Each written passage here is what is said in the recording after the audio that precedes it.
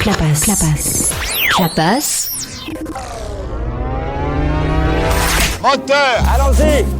Moteur!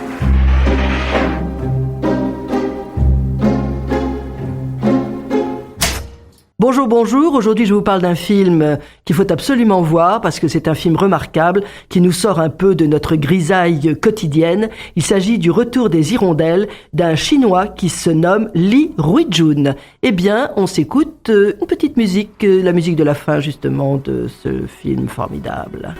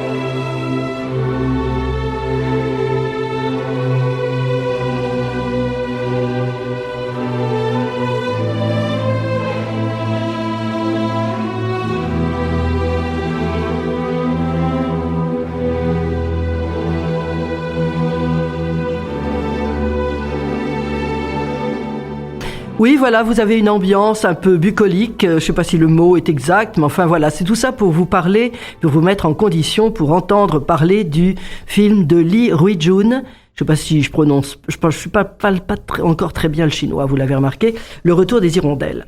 Alors, c'est pas le premier film de ce réalisateur, mais en revanche, c'est le premier film qui est diffusé en France de ce réalisateur Li Ruijun. Dans les salles, nous avons la chance de voir ce film dans sa version initiale parce que en Chine, le film est sorti, il a eu beaucoup de succès et ça n'a pas plu du tout aux autorités qui ont censuré sa fin parce que ils souhaitaient que dans le film il y ait un happy end, ce qui n'est pas tout à fait le cas du film de Li Ruijun. Et évidemment, pourquoi ? Parce que on parle des pauvres, et ça, alors là, le gouvernement chinois, qui, vous le savez, est juste un tout petit peu communiste, si vous voyez ce que je veux dire, eh bien, il peut pas faire croire 30 secondes qu'il y a des pauvres en Chine. Donc, non seulement le film a été censuré, puis carrément enlevé, et même maintenant, c'est le réalisateur Li Ruijun qui ne doit plus retourner en Chine. Voilà. Donc, vous voyez, il y a des pays... on se plaint beaucoup en France et ailleurs, mais la démocratie, c'est quand même autre chose. Il y a démocratie, puis il y a d'autres pays où c'est pas tout à fait la démocratie. Mais c'est un autre sujet et ça n'est pas de mon propos. Alors, ceci étant dit, eh bien, c'est là aussi que c'est d'autant plus pénible d'entendre ce genre de choses parce que c'est un film qui ne montre pas le misérabilisme. Et il est évoqué, bien évidemment.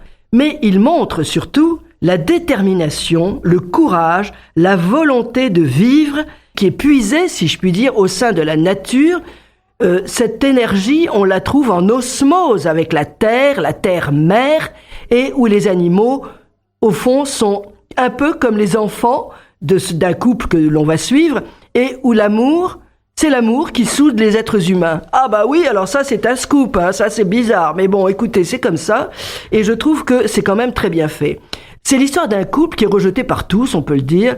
Au fond, c'est un couple qui est fait de deux individus qui dérangent. Bah oui, ils sont pas dans les normes, voyez, qu'on attend. Ils sont anormaux. Et, eh bien, ce n'est pas grave. Ensemble, ils vont bâtir leur chemin de vie malgré tout. Ils vont créer un moment de vie malgré tout, mais que l'organisation étatique communiste balayera à coups de machines destructives. Donc, c'est un drame, hein, mais on est bien dans ce film, parce qu'en plus de ça, il dure 2 heures, franchement, on les voit pas passer. C'est un film, et malheureusement, moi, qui m'a un peu... Oui, je trouve ça... C'est un film assez bouleversant, d'une certaine façon. Pourquoi ? Parce que, en tout cas, pour ma part, ça me conforte dans l'idée que je me fais du 21e siècle. Le 21e siècle, c'est un siècle de destruction. On ne fait que détruire. Et j'ai même envie de dire que c'est même pas la peine d'aller en Chine. Vous allez dans des petits villages autour de Montpellier et allez hop, on détruit et tout ça. Pourquoi ? Vous avez des hectares de vignes, de blé qui sont remplacés par du béton. On y met des cases, des tiroirs dans lesquels on met des gens, voilà, qui sont... Et c'est pareil, en Chine, c'est ce qu'il nous y dit. À un moment, le gouvernement chinois, communiste, a dit « Oh, mais non, il faut quitter la nature, machin, on va vous mettre dans un appartement. » Vous voyez, ce type qui est là, il dit « Mais comment je fais avec mes animaux ? Il a un âne, il a des poules, il a même un cochon, qu'est-ce qu'il fait ? On supprime tout ? Ah bah oui, ça dérange pas, hein, voilà. Bon, enfin bref, donc on va pas parler de ça, parce qu'on va parler surtout du film et de la façon dont il a réalisé son film, mais c'est vrai que quand même, de temps en temps, ça remet un peu les pendules à l'heure d'entendre ces choses, ce Chinois à qui on propose un appartement, mais enfin c'est un non-sens. Au fond, on l'empêche de respirer librement. Ce qui est d'autant plus intéressant dans le sujet qui est traité, c'est que c'est pas sans nous rappeler un film dont je vous ai parlé ici, c'est Nos Soleils, en Espagne, où on veut absolument remplacer les champs de pêcher par des champs de panneaux solaires. Ah ben oui. Alors voilà quoi, donc moi je sais pas, il y a beaucoup de choses que je comprends pas, je dois être effectivement sur une autre planète, mais tant pis, je m'y plais moi sur mon autre planète. Et donc il est vrai que le film de Lee Ruijin filme le travail, alors ça aussi le travail, ah ben mince alors, comment ça le travail, c'est quoi ce mot-là, qu'est-ce que ça veut dire ? Voilà, il filme le travail incessant de cet homme qui s'appelle Ma et de cette femme, Guijin. C'est un travail très dur, c'est le travail de la terre, mais c'est d'une beauté exceptionnelle. Et c'est mis en valeur, évidemment, au-delà du geste, qui est très beau, où il touche la terre, il regarde la petite herbe qui vient de pousser, qui devient maïs, etc., etc. C'est filmé magnifiquement bien. C'est pour ça que c'est magnifié, évidemment. C'est ce que veut dire d'ailleurs le réalisateur. C'est-à-dire qu'il y a des cadrages, il y a une lumière, j'ai presque envie de dire, ou j'ose dire panthéiste, par le réalisateur. Et donc, alors, Le Retour des Hirondelles. Bon, c'est un titre qui est aussi une traduction. Le Retour des Hirondelles, bon, ça peut être sympa, ça peut attirer du monde, parce que les hirondelles, ça porte bonheur, elles reviennent toujours au même endroit, bon, voilà. C'est vrai. L'homme le sait. D'ailleurs, à un moment, il reconstruit une maison et il met contre le mur, il met une petite planche et il va chercher le nid qui était dans l'autre maison, il le remet ici. Voilà, parce qu'il sait, il suit, les hirondelles le suivent d'une certaine façon et reviennent toujours dans la maison de Ma. Mais le vrai titre du film, c'est... Alors là, excusez-moi, pardon, les Chinois qui nous écoutent, Yin Ru Chen Yan, et vous avez compris, ça se traduit par caché dans le pays des cendres et de la fumée. Au fond, il me semble que c'est une façon de dire que le passé, au fond il est pas loin. Il faut pas grand-chose. On peut le cacher sous les cendres, on peut le mettre derrière un rideau de fumée, mais il faudrait pas grand-chose pour que les choses reviennent à l'état. Il suffit de balayer la fumée et on retrouve ce qui est derrière ce rideau de fumée. Voilà. Mais, vous savez, c'est mon côté optimiste. Et bon, ça, on ne se refait pas. Donc, il me semble qu'un titre comme celui-là, est plus pour amadouer le gouvernement chinois ou pour adoucir le propos, car je trouve, comme je vous le disais à l'instant, c'est un film quand même assez désespérant, mais c'est un film magnifique. Magnifique. Et je pèse mes mots. Et le réalisateur n'est pas dupe. Parce que, comme toujours, faut toujours regarder les premières images d'un film, ça vous dit tout sur le film que vous allez voir, et bien que nous voyons nous au début du film. Un trou carré, pas bien grand, une toute petite ouverture dans un mur en terre. Et de cette ouverture, on rejette de la terre. Puis, dans cette ouverture, passe la tête d'un âne. Un âne qui sera le compagnon de toute une vie, de la vie de Ma et de Guijin. Par les images du film, on sent que l'espace des protagonistes, il est bien restreint. Un cadre dans le cadre de l'image, un petit cadre à l'intérieur, ça n'est pas grand-chose, mais ils sont là, ils existent, c'est vivant, ça bouge, voilà, il y a quelque chose qui s'y passe, mais si vous voulez, c'est pas fait pour les regarder, voilà, on ne les voit pas. Et puis les séquences montrent, dans des univers très sombres, deux individus, un homme et une femme, qui sont méprisés, voire plus, et que on se dit, pour s'en débarrasser, nous allons les rassembler, on va les marier. Alors l'homme, il s'appelle Frère Ma, il est seul, il mange seul d'ailleurs devant un miroir, c'est-à-dire qu'il se met toujours à part, il est seul avec lui-même, Il a un petit endroit où il est. Effectivement, il y a un miroir. C'est intéressant d'un point de vue décor et réalisation cinématographique. Eh bien, elle souffre d'incontinence, qui est quand même pas très facile à vivre, sûrement.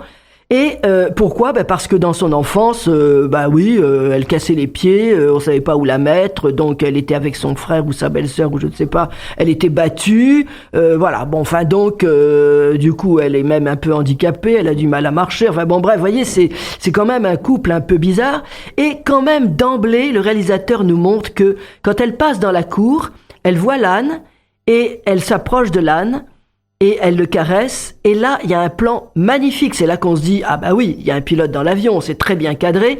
Vous avez dans le cadre, à gauche, une porte ouverte, où on voit effectivement la jeune femme qui est en train de caresser l'âne. Elle regarde vers nous, mais vers nous, vous avez, nous sommes derrière Ma, mais lui n'est pas visible, en revanche, il est visible dans le miroir qui est en face. Il est présenté d'une façon virtuelle. C'est-à-dire que dans ce cadre-là, vous avez la porte ouverte et la caméra à l'intérieur de la pièce nous montre le reflet, il est off. Et cette idée de in et de off, ça va se retrouver au début du film. Ils se regardent, mais ils sont pas ensemble et finalement, petit à petit, ils vont se rapprocher. Donc tous les deux sont dans le même cadrage, mais dans le in et dans le off. Et donc ça, c'est quelque chose qui existe vraiment, et ça, je trouve que c'est une très très belle idée, évidemment, de réalisation, parce que c'est vrai que le réalisateur va montrer avec beaucoup de finesse, de discrétion, et oui, si vous voulez, ça va suivre, c'est fait avec beaucoup de discrétion parce qu'ils ont du mal à être ensemble. En revanche, tout de suite après, comme on a compris qu'on allait les marier, il y a un plan où ils sont tous les deux sur un fond rouge, ils sont tous les deux à côté, et c'est le photographe qui est hors champ qui leur fait la mise en scène, qui dit il dit à Ma, mais regardez votre femme, et elle, regardez devant nous, elle peut pas regarder, elle a pas l'habitude de regarder, elle pouvait juste le regarder quand lui-même se regardait dans le miroir. Enfin, vous voyez, tout ça est finement fait parce que ça nous explique qui ils sont et comment ils vont agir. Voilà, c'est donc, quand je vous disais que c'est le in et le off, quelquefois on la voit elle en premier plan, elle est par exemple un peu sombre, mais derrière elle il y a une fenêtre et on voit une ombre, c'est Ma qui est derrière et qui est éclairée juste par une lumière. Voilà, donc il y en a un qui est dans le noir, l'autre qui est éclairé, vice versa, etc. Tout ça, et en plus de ça c'est magnifié par, je répète, une très belle image. On se sent bien dans ce film, voilà. Et dans ce monde où les riches, les nantis méprisent les pauvres, enfin ça, c'est pas besoin d'aller jusqu'en Chine, la nature, elle est au-dessus de tout ça. Puisque c'est un pauvre, en l'occurrence dans ce film, notamment Ma, qui a le même, comment est-ce qu'on appelle ça, il y a un patron très riche qui a besoin de sang, on lui cherche un sang qui était un peu rare, eh bien, c'est justement Ma qui a ce même sang et dont il va être obligé de donner le sang à cet homme qui est quand même un type pas très recommandable. Ça veut dire que tout d'un coup, vous voyez, c'est dit sans être dit, ils ont le même groupe sanguin. Et oui, un riche et un pauvre peuvent avoir le même groupe sanguin. Et donc il y en a un, le plus pauvre, pour la survie du riche, il va donner son sang. Donc égalité sanguine, bien au-dessus de l'inégalité sociale. Et puis la vie va s'imposer avec des tâches ménagères et on s'aperçoit que l'homme, comme il voit qu'elle est un peu handicapée et très intimidée, c'est lui qui fait sécher le linge, qui fait du feu, qui fait cuire du pain. Et petit à petit, elle va revenir et c'est bientôt elle qui fera du pain aussi. Voilà, donc c'est une espèce de voyage au fond initiatique de l'un comme pour l'autre, et qui est, ce voyage, il est motivé par l'amour, le respect de ces deux gens, de ces deux personnes, l'une vis-à-vis des autres. Et alors, autour d'eux, eh bien, ils ont leur petite famille, parce qu'elle, comme elle est handicapée, tout ça, apparemment, elle n'a pas d'enfants. Mais elle en trouve, ce sont des petits poussins. Alors, ils amènent les œufs, ils les mettent bien comme il faut, elle fait une espèce de canage comme une cage, faite avec ses mains, et voilà, et donc, et d'ailleurs, à un moment, ils sont là en train de manger tous les deux, les petits poussins sont devenus des poulets, ils sont là, c'est comme ça grouille autour d'eux, quoi, écoutez, c'est tout à fait charmant. Et donc, cet attachement réciproque, il va se concrétiser aussi par des inquiétudes mutuelles. Avec les mots, ils ont quelques difficultés.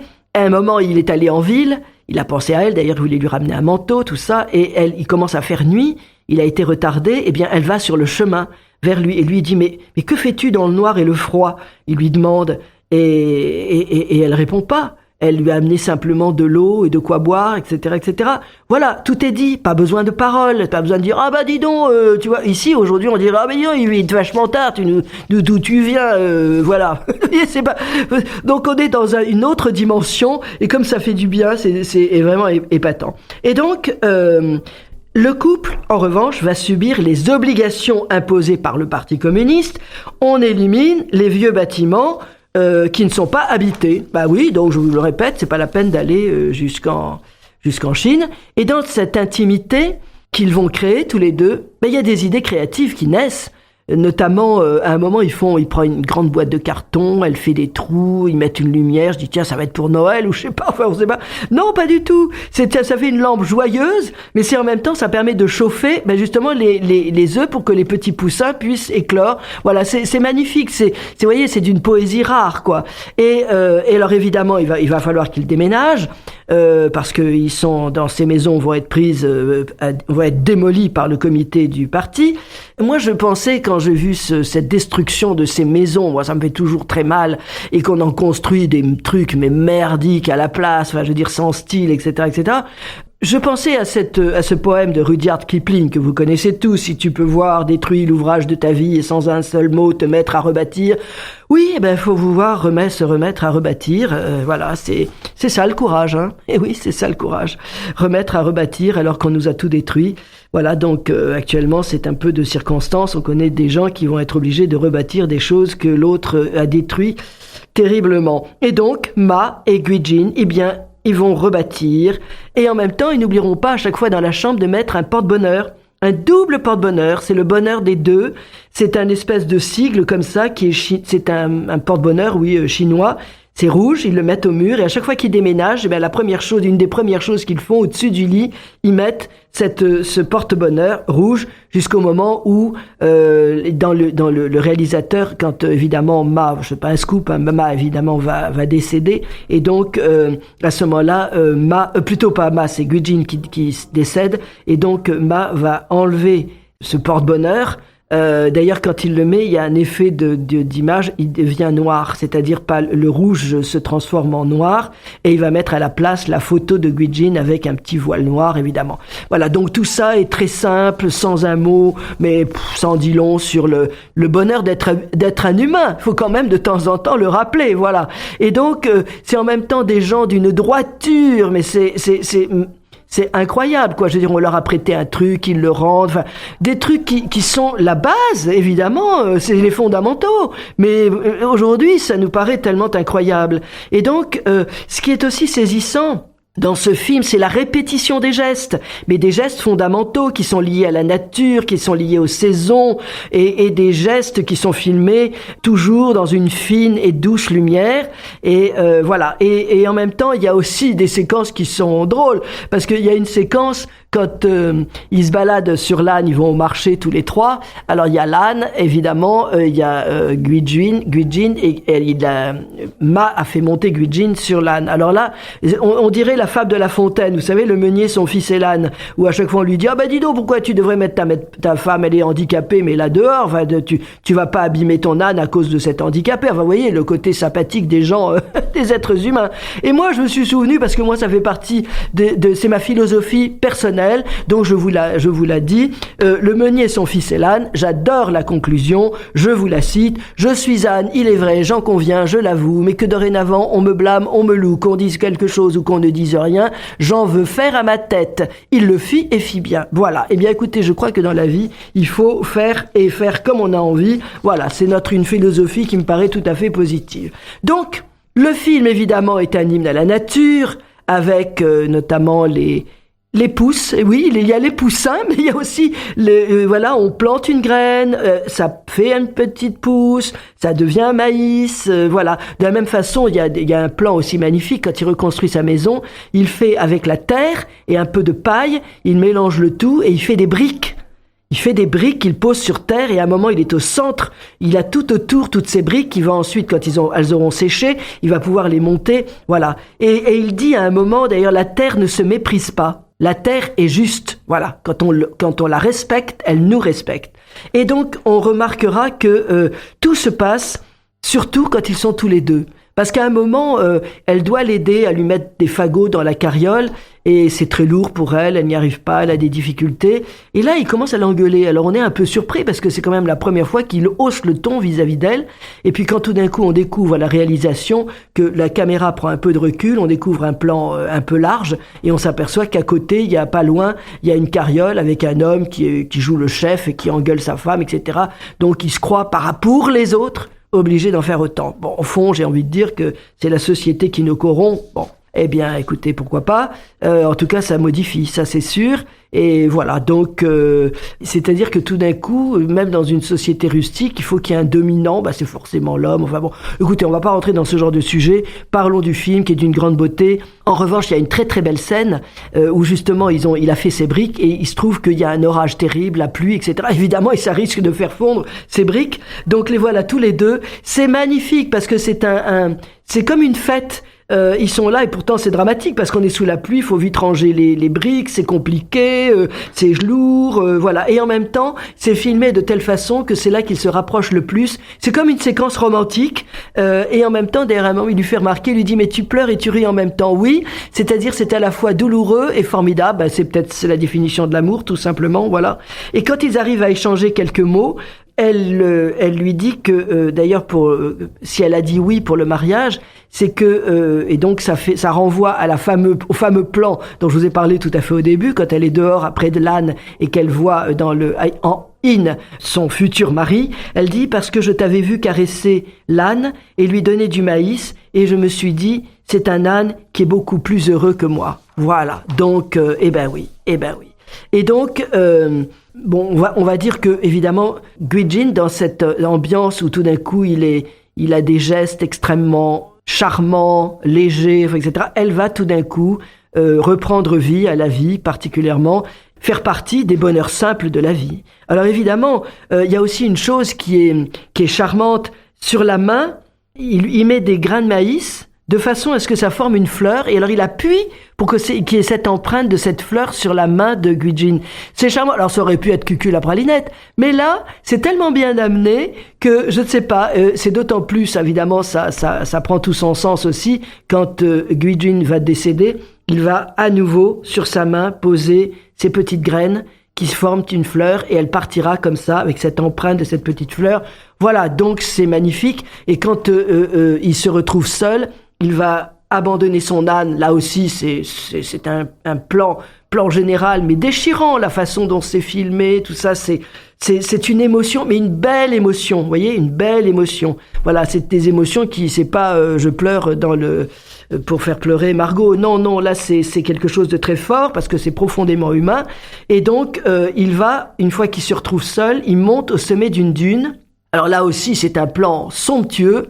Moi, j'ai cru que le film terminait là. Bon, non, il va continuer. Mais là, si vous voulez, cette façon de monter seul sur une dune, il monte au sommet d'une dune de sable, ça fait penser évidemment là aussi à Saint-Exupéry. Donc vous voyez, c'est universel quand on est dans des émotions profondes, naturelles. Là, ça me faisait penser à Saint-Exupéry qui disait « On s'assoit sur une dune de sable, on ne voit rien, on n'entend rien, et cependant, quelque chose rayonne en silence. » Tout est dit. Asseyons-nous sur une dune, écoutez le silence, parce que le silence est magnifique et ça rayonne. Mais voilà, et donc le réalisateur a choisi quand même de terminer par, c'est la raison certainement pour laquelle il a été viré de la Chine, pour montrer que la démolition, c'est-à-dire que le gouvernement n'hésite pas à démolir le fruit d'un travail laborieux de toute une vie, et cependant joyeux, évidemment laborieux mais aussi joyeux. Et donc, cette destruction est terrible, ça fait mal, quoi. Et donc, évidemment, ça n'a pas plu au gouvernement. Et là, on s'aperçoit que dans le dernier plan où on voit le Aftrak là qui est en train de démolir la maison, il y a Ma regarde, et puis en premier plan, en amorce, arrivent les oreilles de l'âne. Il est revenu pour regarder ça aussi. Voilà, il apparaît en amorce juste à droite. Au fond, tous les deux assistent au spectacle de la mort de la vie.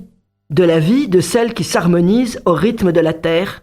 Donc vous l'avez compris, c'est un film magique qui, malgré la douceur du temps qui passe et qui est présenté là, c'est quand même un film d'une grande violence. Et c'est un film politique, c'est clair, mais fait avec beaucoup d'intelligence et de finesse. Donc un film que je vous recommande, mais très largement, et donc il s'agit de, le titre, Le Retour des Hirondelles, un film de Lee Ruijun. Et nous écoutons la bande-annonce.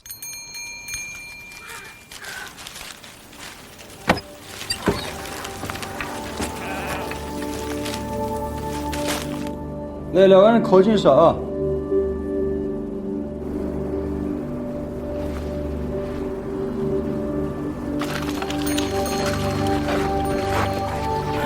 你是好人，能感念。我把那发一个小包，你把飞到白岸的，和哈跑进去了。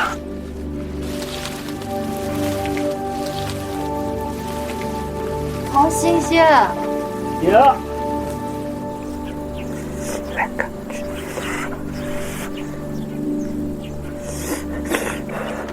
这转了了啊！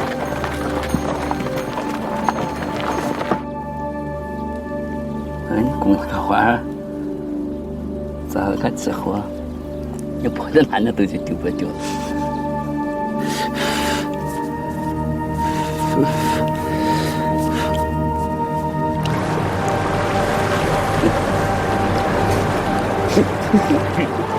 我咋的都没想到，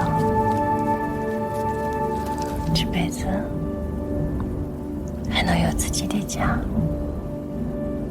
能飞在自己的岗上。